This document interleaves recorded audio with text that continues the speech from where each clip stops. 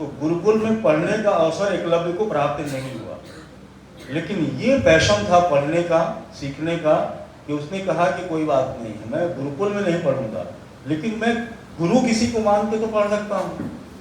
फिर ये गुरु शिष्य की परंपरा, जो भारतीय ज्ञान परंपरा की धरोहर है, वो कदाचित दुनिया में कहीं भी उपलब्ध नहीं।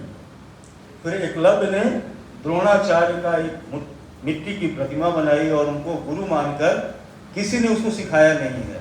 इसका मतलब ये कि गुरु की जरूरत, अगर आप सोचते हैं कि आपके शिक्षा को प्रभावित कर सकती है, तो ये आपने अपने लिए आडंबर तैयार किया हुआ है। किसी के लिए कोई भी परिस्थिति बाधा नहीं बन सकती है। जब द्रोणाचार्य ने मना किया था, तो द्रोणाचार्य की प्रतिमा बनाकर जब एकलव्य ने अपनी शिक्षा ग्रहण की, और एक बहुत सुंदर सा उदाहरण है कि जब द्रोणाचार्य जी ध्यान में बैठे हुए थे पूजा पाठ में, और कुत्ता भौंकते हुए जा रहा था, तो एकलव्य को लगा कि हमारे गुरु जी से डिस्टर्ब हो जाएंगे। फिर उसने कुत्ते के मुंह को बिना कहीं से तकलीफ पहुंचाए उसका मुंह बाण से बंद कर दिया था, कहीं से खून गिरता आपको दिखाई नहीं दिया। फिर जब वो कुत्ता गुजरता है द्रोणाचार्य के सामने से, तो उन्हें बहुत आश्चर्य हुआ कि यह काम तो सिर्फ अर्जुन द्वारा होना चाहिए, आखिर तीसरा कौन पैदा हो गया। कर्ण को जानते थे, कर्ण को द्रोणाचार्य अच्छी तरीके से जानते थे, और उन्हें पता था कि दोनों में क्या अंतर है, कर्ण और अर्जुन में। फिर उन्होंने जब देखा तो पीछे एकलव्य आ रहा था। फिर एकलव्य से उन्होंने पूछा कि भाई कहाँ से सीखा ये विद्या। तो बोला गुरुजी आप ही से तो सीखा हूँ। तो बोले लेकिन तुम तो मेरे शिष्य नहीं हो।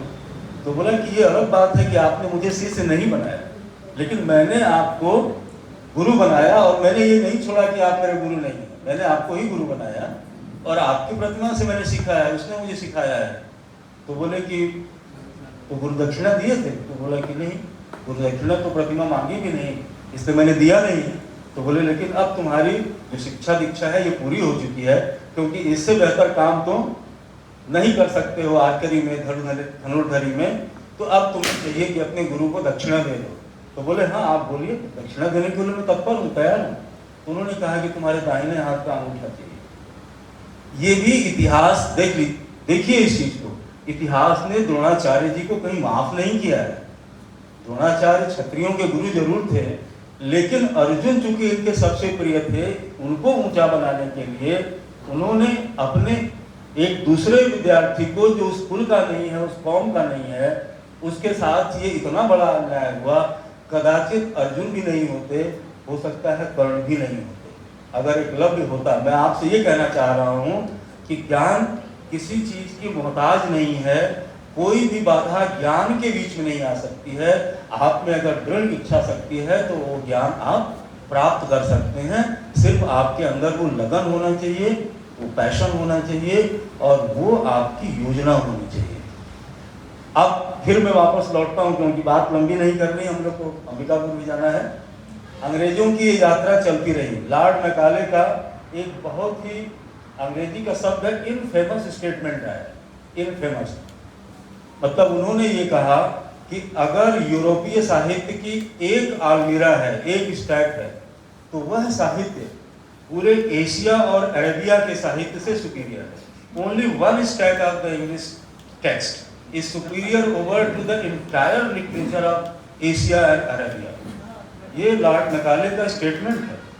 अब इसके भी पीछे दो उद्देश्य है। लॉर्ड मैकाले का उद्देश्य ये नहीं था कि वो भारतीय साहित्य को कमजोर बताना चाहता था, उसका उद्देश्य ये था कि वह अंग्रेजी साहित्य को बेहतर बताना चाहता था। क्यों?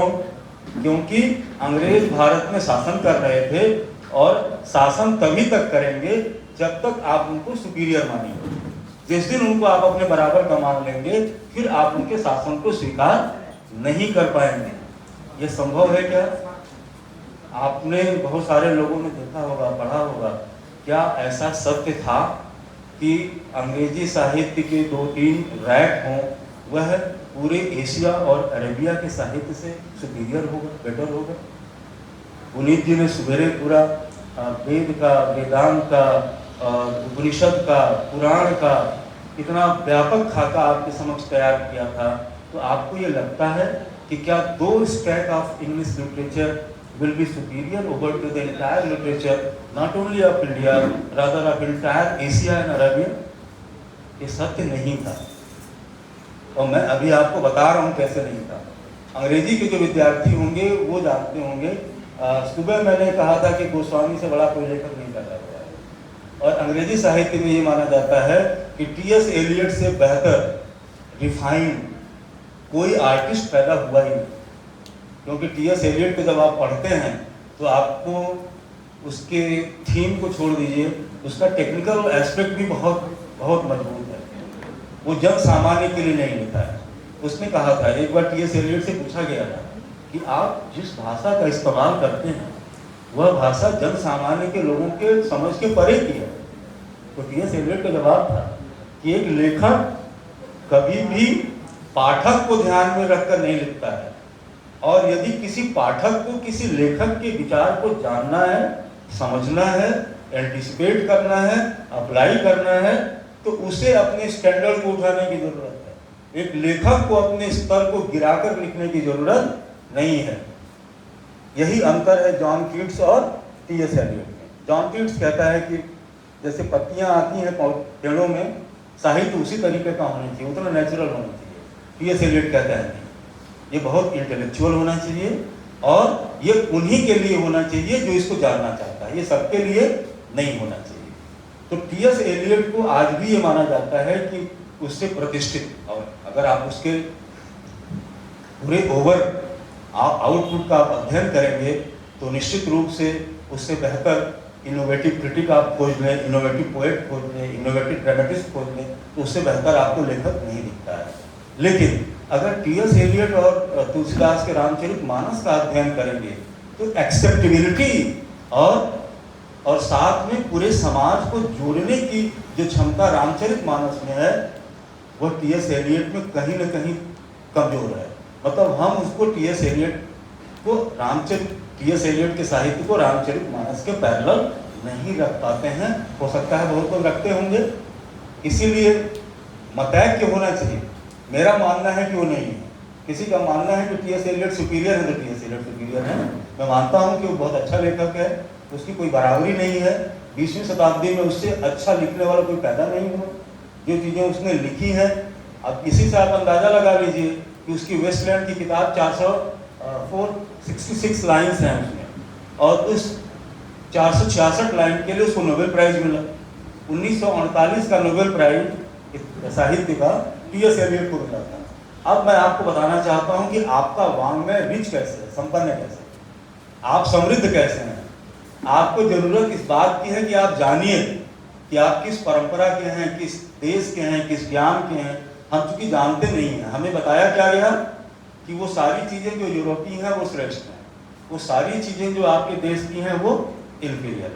तो हम खाली इसी इन्फीरियरिटी और सुपीरियरिटी में की भूल भुलैया में हम अपने ज्ञान को भटकाते हुए रह गए, और हमें ये पता ही नहीं चला कि दरअसल सुपीरियरिटी और इन्फीरियरिटी का जो ये पैरामीटर है वो किस आधार पे है। अंग्रेज सुपीरियर है तो क्यों सुपीरियर है। अभी मनोज बोल रहे थे, हमारे वो भी स्टूडेंट हैं, मनोज ने कहा कि अंग्रेजी सिंपली एक भाषा है। अंग्रेजी बोलने का मतलब विद्वत्ता होता है क्या इंग्लैंड में ऐसे लोग नहीं हैं जो स्टैंडर्ड अंग्रेजी नहीं बोलते हैं। इंग्लैंड में भी ऐसी बड़ी आबादी है जिनको स्टैंडर्ड अंग्रेजी नहीं आती है, वो डायलेक्ट बोलते हैं, अंग्रेजी का डायलेक्ट यूज करते हैं। क्योंकि डायलेक्ट और स्टैंडर्ड लैंग्वेज का कुछ पोर्शन कॉमन होता है, इसलिए उसको समझने में कोई कठिनाई नहीं होती, समझ लेते हैं। तो क्या अंग्रेजी बोलना किसी के बड़ा होने का परिचायक है, किसी के विकसित होने का परिचायक है? अगर हम ऐसा मानते हैं तो आज 21वीं सदी में इससे बड़ी कोई गलती हम नहीं कर सकते, क्योंकि वो जमाना अलग था जब हमारे देश में स्टैंडर्ड हिंदी बोलने वालों की संख्या भी बहुत कम थी, रीजनल लैंग्वेज का इस्तेमाल होता था। उस समय अगर उन्होंने कहा कि अंग्रेजी बोलना, अंग्रेजी जानना, अंग्रेजी साहित्य को पढ़ना और इतना अधिक हो गया कि हमारे घर में कोई गेस्ट आते हैं तो हम उनको नहीं कहते हैं कि इसको रामचरितमानस का एक श्लोक याद है, चौपाई याद है, दोहा याद है। हम कहते हैं कि अरे बहुत अच्छा याद है, ये ट्विंकल ट्विंकल लिटिल स्टार भी बोल रहे, और वो फटाक से हम उसको ले आते हैं और बच्चा शुरू होता है और मैकेनिकली उसको स्पिरिट नहीं पता है, और ट्विंकल ट्विंकल लिटिल स्टार के नर्सरी राइम को वो गा के सुना देता है। सुनने वाला भी खुश हो जाता है कि यार इनके यहाँ तो अंग्रेजी का माहौल है, इनके यहाँ लोग अंग्रेजी बहुत जानते हैं। अंग्रेजी जानना मतलब, और एक उदाहरण बता रहा हूँ, आप कहीं काम कराने जा रहे हैं, आप स्टैंडर्ड हिंदी बोलिए, बहुत रिफाइंड बोलिए, और आप 4 अंग्रेजी का सेंटेंस बोल दीजिए, काम करने वाला इतना इम्प्रेस हो जाता है, बोलता है हाँ आप आ जाइए सर, आप आ जाइए, वो पहले के खड़े हैं, आपके तरफ से बोलता है कि वो पहले के खड़े हैं। मतलब हमारी मानसिकता इस तरीके की है कि अंग्रेजी और अंग्रेजी साहित्य, इनकी सुपीरियरिटी को जिन्होंने 100 सालों में उन्होंने खड़ा किया था, आज तक उसे हम हटा नहीं पाए हैं।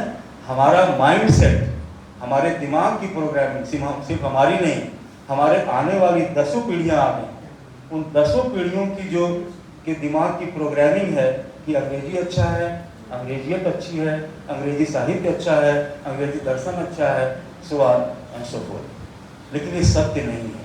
मैं आपको जिस किताब के लिए नोबेल प्राइज मिला है उसका एक आखिरी, एक्चुअली इसमें 5 कैंटो हैं, उस किताब को उसने 5 भागों में बांटा हुआ है, और उसके 2 किताब की प्रेरणा भारतीय ज्ञान परंपरा से ली गई। एक फायर सरमन, तीसरा कैंटो है फायर सरमन, जो लॉर्ड बुद्धा से लिया गया है, और आखिरी जो है 5वां कैंटो है, उसमें कहता है what the thunder said, what the thunder said is derived from Brihadaranyaka उपनिषद।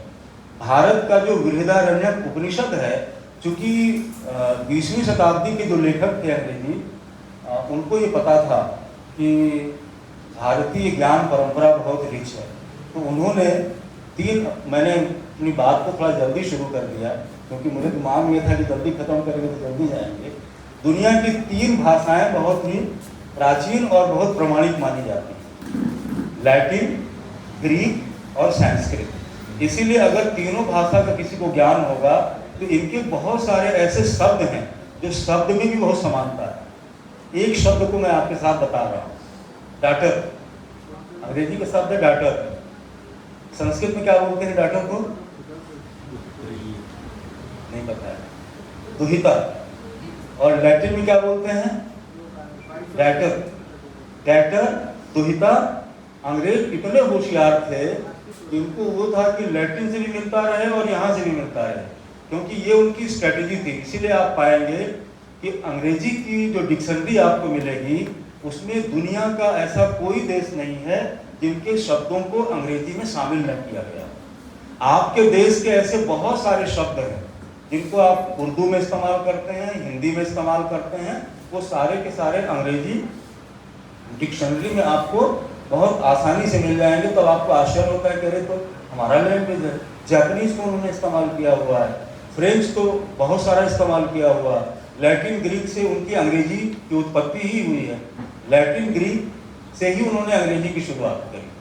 2 चीज़ें मैं कहना चाहूँगा, अंग्रेजों की महत्वाकांक्षा और अंग्रेजों की राष्ट्रीयता बहुत कम दुनिया में देखने को मिलेगी, क्योंकि ये 14वीं शताब्दी की कहानी होगी, बहुत लंबी तो हो जाएगी। 14वीं शताब्दी में जब वो ग्लोब पे बहुत लंबी जगहों के